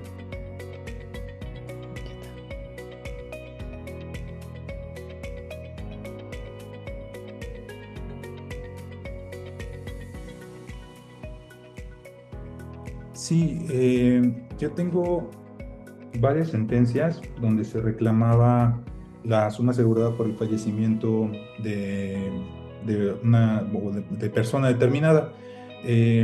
La mayoría de los procesos que atendemos, las respuestas que se dan por parte de las instituciones, evidentemente debe haber una negativa para que llegue a proceso. Perdón, lo voy a abordar desde otro punto de vista. El cumplimiento lo podemos verificar en la Comisión Nacional para la Protección de Usuarios de Servicios Financieros. Los grados de cumplimiento de las instituciones de seguros son buenos. Creo que la cantidad de los asuntos que llegan a proceso es limitada, está contada. No podría, y creo que sería irresponsable decir que las instituciones de seguros no cumplen. Son casos estadísticos y están muy identificados cuántas es la cantidad de que no cumplen, cuál es la institución que más reclamaciones tiene, cuál es la institución que en esas reclamaciones las acepta de manera favorable a los intereses de su cliente. Entonces, no es todo el universo. Creo que nuestro sector de seguros en nuestro país es bueno, es responsable, pero existen evidentemente casos que van a llegar a conflicto. Y en los casos que he tenido consideración en conflicto, bueno, ya hay una postura, una negativa de la institución de seguros para hacer el pago. Se relacionan esencialmente, como lo hemos mencionado, con las omisiones o inexactas declaraciones desde el momento del contrato de seguro. Pretenden la rescisión del contrato y eludir la responsabilidad. Y se ha analizado siempre, desde este parámetro que se ha fijado por la Corte, de que si nadie está obligado a dar o enterar de un riesgo que no conoces. Si conoces el riesgo, tienes en la obligación de transmitirlo a la institución de seguros, pero creo que el último que recuerdo, una persona falleció a causa de un tema de insuficiencia renal crónica. Se reclamó el pago, pero en el expediente que se entregó para la reclamación, este tema de que se solicitó información, se advertía que el diagnóstico de este padecimiento de insuficiencia renal había sido, digamos, no voy a poner números exactos, digamos, había sido diagnosticado en el 2020 y él contrató en el 2018. Entonces, estaría incluido porque se actualizó el riesgo después de la contratación. Pero en el expediente clínico había un tema de que había sido prediagnosticado con presión arterial sistémica. Y entonces había esa nota, un apartado en una nota médica donde decía que tenía hipertensión arterial elevada. Y se tomaba como una omisión inexacta de declaración de que era un antecedente patológico no declarado, y entonces se negaba el pago. Se trajo a proceso todo este tema del expediente, se estuvo analizando si realmente era una enfermedad declarada o no declarada, pero esta nota se encontraba en una atención médica de salud de, ¿cómo le llaman este tema? Medicina familiar o como de rutina, de la que van... Chequeo. Entonces, estaban todas las notas médicas y se analizaron prácticamente así una por una, y solo en una de ellas existía esta presión sistólica y diastólica arriba de los puntos que marca como 80 y 300, si no me recuerdo los números, no quisiera mentirles, y se hizo un análisis porque en todas estas revisiones de rutina el médico la registraba. Entonces, solo en una receta, en una nota médica, estaba elevada. Y era la circunstancia que la institución de seguros tomaba para decir que era un padecimiento no declarado. Entonces, ahí no hubo prueba médica, no hubo pericial en materia médica, y se analizó y se invocó como un contenido, reglas de una norma oficial mexicana y reglas que emite la Secretaría de Salud Federal para determinar los padecimientos relacionados con hipertensión arterial, y debe estar dentro de un rango elevado siempre a mayor de diastólica y sistólica. En el caso en concreto solo había una, y todas las anteriores y las posteriores estaban dentro de los rangos establecidos para que no pudiera ser diagnosticado como hipertenso. Entonces, la conclusión en ese caso fue: no era hipertenso porque no se le había diagnosticado. Hay un elemento de un día que se le determinó que sería Digo, no sé si llegó corriendo con el doctor para que no se le acabara, le atendieran y llegó con la presión alta o algo. No sabemos si alguna circunstancia. A veces creo que el tema de salud, a veces hasta la mala alimentación o una circunstancia muy específica puede hacer que se aumente la presión, pero no quiere decir que un aumento sea un padecimiento diagnosticado. Y determiné que como no estaba diagnosticado y no podía considerarse la existencia del conocimiento en el asegurado o contratante, tenía que declararlo. Entonces no había omisión y se condenó a la institución de seguros. Muchas gracias. Aquí tenemos otra pregunta de Armando López Patiño. Dice, mencionaba usted al principio sobre los seguros de vehículos de motor. ¿Qué ventajas y desventajas consideran los jueces cuando se trata de vehículos nacionales en relación con los vehículos extranjeros, los llamados chocolates? ¿Hay preferencia para los nacionales o qué beneficios se existen? Bueno, ventajas y desventajas, creo que no habría. La ventaja económica de adquirir un vehículo de estas condiciones pues es esencialmente en la adquisición. El tema del aseguramiento es una obligación del contratante de establecer que es un vehículo de procedencia nacional o de procedencia extranjera. Y en base a eso la institución de seguros tendrá que indemnizar ante la actualización de un riesgo con base en las condiciones generales y la suma asegurada. No va a ser la misma suma asegurada porque las instituciones de seguros ya tienen identificado no solo de los vehículos de procedencia extranjera, sino los vehículos siniestrados. Los vehículos siniestrados también tienen un valor inferior y hay condiciones especiales. Inclusive hay pólizas especiales para vehículos siniestrados o vehículos de procedencia extranjera y no los del mercado nacional. Entonces sí hay una, pues no desventaja. Yo considero que mientras se siga prestando el aseguramiento, sigue siendo una ventaja la contratación. Solamente esta importancia de conocer el contenido de las condiciones generales. Si cuando te ofrecen un contrato de seguro para vehículos de procedencia extranjera, las condiciones para la evaluación del vehículo son muy malas, yo consideraría que mejor busquen otra institución de seguros, ¿sí? Porque hay diferentes guías que generalmente en las condiciones establecen el CESBIVIN, la autométrica y la EBC o ABC. EBC, ¿verdad? Es EBC. Son tres parámetros que fijan los valores de los vehículos, pero entre ellas hay diferencias. Hay guías que tienen pues, un valor un poquito más alto, tampoco es mucho, pero hay una de estas tres que tiene un valor más bajo. Entonces, si ya en el contrato que te están ofreciendo, la forma en que van a evaluar tu vehículo va a ser conforme a estas condiciones, una de ellas te va a afectar un poquito más. Entonces, hay que cuidarlo, hay que analizar, pero para eso se requiere que la institución de seguros cumpla con su obligación de entregarte las condiciones generales del seguro, tanto en la oferta o como en la contratación, porque en realidad desde el momento que se hace la propuesta del contrato de seguro debería estar disponible esa información. Entonces, eso es lo que yo consideraría en el tema de estos dos tipos de contratos. Voy a juntar las últimas dos preguntas por cuestión de tiempo. Me preguntan, ¿qué opina el expositor del diplomado en seguros impartido electrónicamente por Conducef? Y me preguntan también, ¿cómo evalúa la aseguradora a los médicos que evalúan el dictamen del padecimiento para que proceda el pago del seguro al momento de dar de alta a un paciente? Ello porque mi médico me dio un dictamen médico claro, con evidencia clara, y al final el médico de la aseguradora lo rechaza en 2 ocasiones sin argumentos claros. Muy bien. Sobre el dictamen de el diplomado de la Conducef de Seguros, no tengo el gusto de conocer el programa ni las personas que lo imparten, pero creo que ha sido una institución que sí ha velado por la protección de los usuarios de los servicios financieros. Considero que debe de ser bueno. Creo que la importancia de recibir capacitación siempre debe de estar presente. Debemos estar capacitándonos constantemente. Yo creo que una institución tan grande no podría programar un diplomado que no pudiera satisfacer las necesidades del público en general. Y sobre el tema de los médicos que contratan las instituciones de seguros, la ley de instituciones de seguros y fianzas, si no me recuerdo su artículo como por el 60, 40 y tantos, tiene la obligación de generar un dictamen de salud para operar en el ramo de seguros y obligaciones.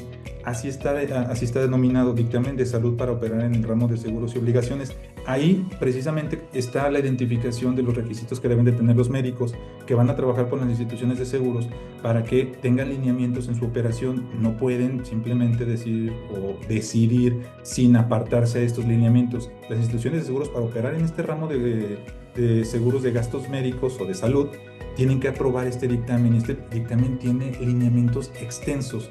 No es una operación simplemente de decir me contrato a cualquier médico y que haga lo que quiera. No, hay lineamientos e inclusive apartarse de estas obligaciones también traerá como consecuencia un hecho ilícito, una obligación incumplida de la institución de seguros en contratar médicos que reúnan estos requisitos y que cumplan con ciertas obligaciones. Entonces es importante conocer esta obligación. Pues muchísimas gracias. Me gustaría complementar un poco la pregunta del licenciado Aguilera. Nosotros como Barra Mexicana de Abogados estamos preocupados por tener buenos jueces, estamos preocupados por lo que venga con la elección en el año 27 y pues más que preocupados estamos ocupados y por eso estamos haciendo este tipo de actividades. ¿Por qué? Porque queremos que la ciudadanía también se preocupe y también se ocupe. Queremos que como abogados, representantes de empresarios tengan la conciencia y la sensibilización de lo que estamos enfrentando. Nosotros como operadores directos, yo soy operadora frecuente de las salas de oralidad mercantil y puedo decir que efectivamente corroboro que tienen muy buen servicio, corroboro su agilidad, corroboro su rapidez. Y yo estoy preocupada y ocupada porque esto siga siendo así, porque no tengamos un detrimento en la impartición de justicia en nuestro estado. Entonces, la invitación es para que la ciudadanía también se ocupe, para que la ciudadanía exija tener buenos juzgadores, exija tener un buen nivel de justicia. ¿Por qué lo decíamos hace rato el licenciado Emanuel? Cuando la economía cae, luego se siente en materia mercantil. Luego uno ve que la cobranza se atora, luego uno ve que el número de juicios aumenta. Pero si tuviéramos malos juzgadores, ¿cómo afectaría esto en el ciclo económico? Si una persona tiene un problema económico, presenta un juicio y este juicio es en exceso largo, va a perjudicar seriamente la economía porque la economía es dinámica. Y si yo a un empresario le pongo un juicio de años, voy a afectar seriamente la economía. Si yo pongo un juicio rápido, pero que no esté apegado a lo que dispone la ley, si no le va a dar certeza jurídica, también voy a afectar la economía. Entonces, lo que pasa en los juzgados no se queda en los juzgados. Lo que pasa en los juzgados nos afecta a todos. Una misión que tenemos, los que estamos aquí, los que están en las ciudades remotas, todos, es exigir una justicia de primer nivel, porque la justicia nos afecta en todo lo que es nuestra vida. La barra está preocupada y está ocupada. Y yo los invito a todos que como ciudadanos también se preocupen y se ocupen. Por eso creo que esta plática, como todas las de este ciclo de Jueves de Jueces, ha sido muy constructiva, nos está ayudando a construir ciudadanía, nos está ayudando a tener ciudadanos críticos y pues no me queda más que agradecer al licenciado Juan Emanuel Jasso Bravo, a la Asociación Justicia y Dignidad, esta colaboración que tenemos tan cercana y decir, la Barra Mexicana de Abogados, capítulo Guanajuato, otorga el presente reconocimiento a Emanuel Jasso Bravo por su participación en la conferencia Contrato de Seguro, de Guanajuato, 14 de agosto 2025. Muchísimas gracias.